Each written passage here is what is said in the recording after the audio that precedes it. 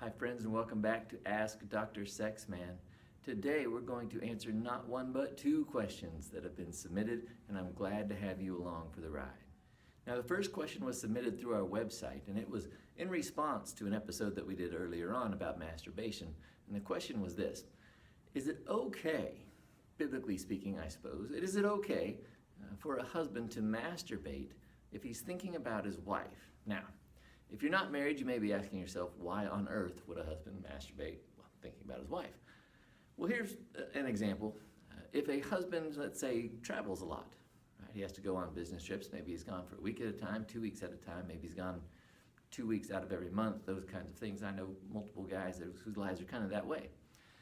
Let's say he's away from home that much. He doesn't want to look at porn. He doesn't want to get caught up lusting after the women that are around him in the places where he is. So can he masturbate if he's thinking about his wife, or maybe even talking with his wife? Now, as we mentioned before, the Bible doesn't have a lot to say specifically about masturbation, and so we want to keep a couple of other principles really at the front of our mind here. The first one is that the Bible strictly prohibits any person, every person, from lusting after another. In other words, looking at someone for your own gratification and thinking about what could that person do for me. That's lust, and all it does is use other people. And the Bible says no matter who you are, where you are, what you're doing, even if you're married, lust is off the table. Now, husbands, you may be saying to yourselves, well, I'm talking about my wife. I'm thinking about my wife. It's not lust if I'm thinking about my wife. And here's what I just want you to be aware of. It is possible to lust after your wife. Now, there's a difference between being romantically excited between the good, healthy sexual expression of a marriage and lust. And if you get into a habit of masturbating while thinking about your wife, there is at least the danger, something to be aware of, that you could start kind of objectifying even your own wife, and you certainly don't want to get into that. Which then brings me to the second thing that I want you to keep in mind.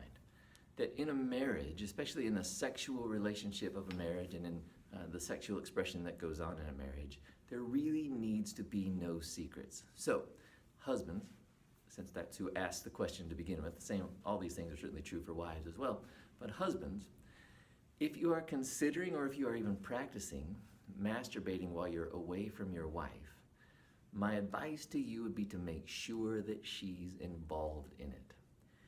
I don't know how that makes you feel, but here's what I'm saying.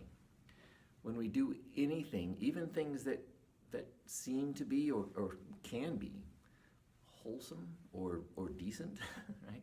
When we do those things in secrecy and in the darkness, it just opens us up to the work of the evil one in our lives, to the work of just secrecy and darkness. Right? So if you're going to think about masturbating while, again, for the example, while you're away on a business trip or something like that, make sure that your wife knows about it, possibly involve her in it if it's reasonably comfortable for the both of you to do it that way.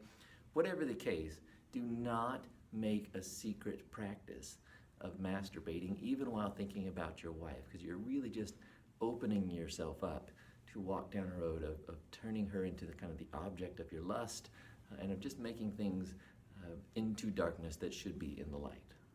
All right, a second question that I want to answer today. This one came actually just out of a conversation that I was having a couple days ago. And the question is this: is it okay to have sex with someone if you love them? And the reasoning behind it is, isn't God the God of love? And if I'm in love with somebody, doesn't it seem reasonable that I would have sex with that person? Now, I get the question, and there are a lot of different reasons why people would come to that conclusion or even start asking that question, and I'm not going to go into all of those today, but I want to say something instead about the really compelling vision that God offers for sex in the Bible. So this is a big question with a lot of ways to talk about it, but I just want to give us one thought from that creation story, especially in Genesis chapter 2, as God introduces Eve to Adam, and Adam sees her and says, oh, this is bone of my bone and flesh of my flesh. He has this reaction of just, this person gets me. She understands what it's like to be me, and she can walk with me in this world together. God then says in verse 24 that this is why a man leaves his father and mother and is united to his wife, and they become one flesh. And it's this idea of two becoming one flesh that I really want to focus on in answering this question about whether or not it's okay to have sex with somebody if you love them but are not married to them. What God is saying when he says that the two people will become one flesh is he's giving us a little bit of a glimpse into the only invitation in all of creation to experience something like the Father, the Son, and the Spirit experienced in what we call the Trinity, that unity of separate beings. So in other words, you have the Father, the Son, and the Spirit, and they're all separate, they're all their own entities, but on some level, in some way that's really beyond, I think, our understanding as physical beings, but on some level, they're also completely and fully and perfectly connected and one. And I believe that sex in marriage is a vehicle through which humans have the opportunity, again, the only opportunity in all of creation that we know of, to experience at least a glimpse of what it's like to be that unified, even as individuals. So the biblical view for sex is that it is a bonding agent. It is an ongoing celebration of unity, an ongoing causation of unity in the life of two individuals who have committed to a monogamous relationship forever. So it's not sex on the wedding night. On the wedding night, two don't become one flesh, right? I promise you that's not the case, right?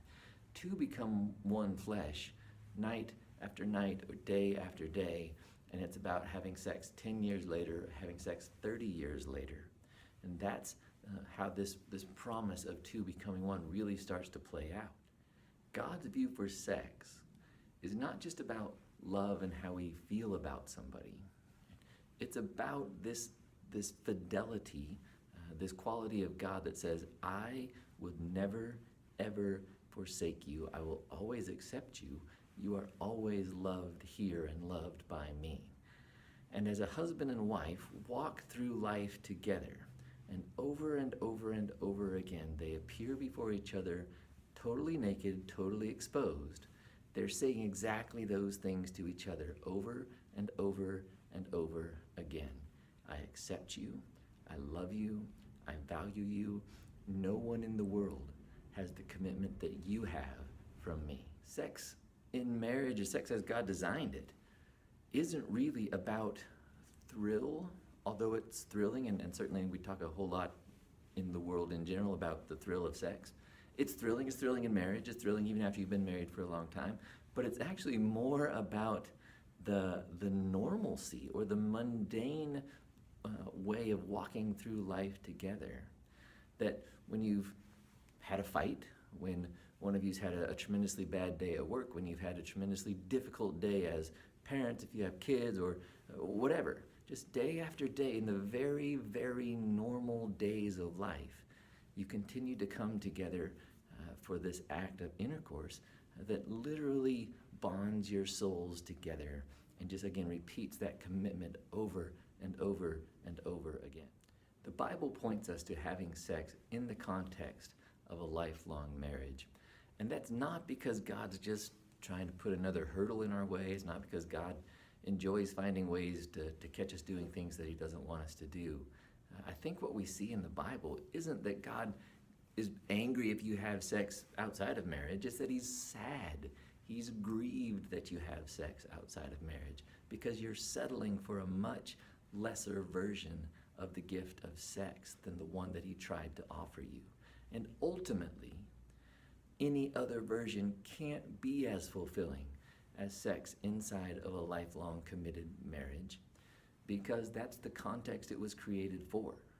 So as Christian people who believe in God and believe in the Word of God and believe that God is essentially what he says in there, we have to take him at his word and say and understand that sex has a specific context. And anytime we take it out of that context, it's sin because it's not doing what God has asked us to do.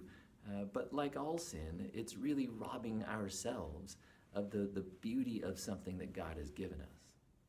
Now, of course, the beauty and the message of the gospel, right, says that if you have sex outside of marriage, if you have already, if you're doing it now, that can be redeemed through the blood and the work and the salvation of Jesus, right?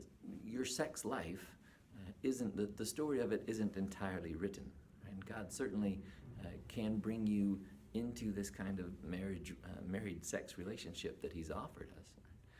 On the other hand, He also doesn't scrub our memories. He doesn't scrub away consequences of having sex with others, and those consequences do exist and seem to come up an awful lot.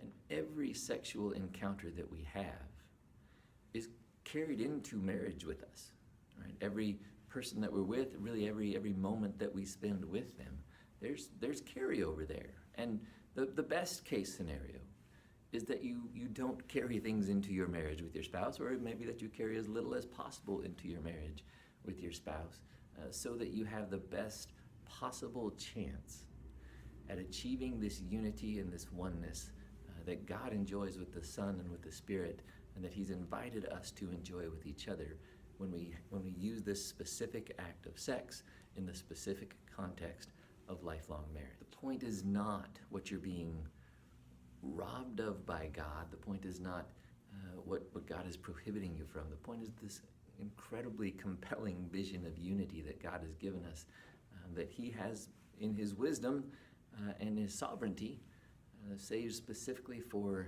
that context of a married relationship. All right, thanks for watching. Always great to have you here. If you haven't been over to the website, make sure you head over there. I'd love for you to submit a question. It's great to interact with you that way. I've really enjoyed that. So go visit us over there. Sign up for the Ask Dr. Sexman newsletter. If you're not signed up for that, you've already missed a couple of freebies. So make sure that you get over there and sign up so that you have instant access to updates as well as some extra content. And in the meantime, please remember that you are intentionally made, you are fiercely loved, and that I am on your side.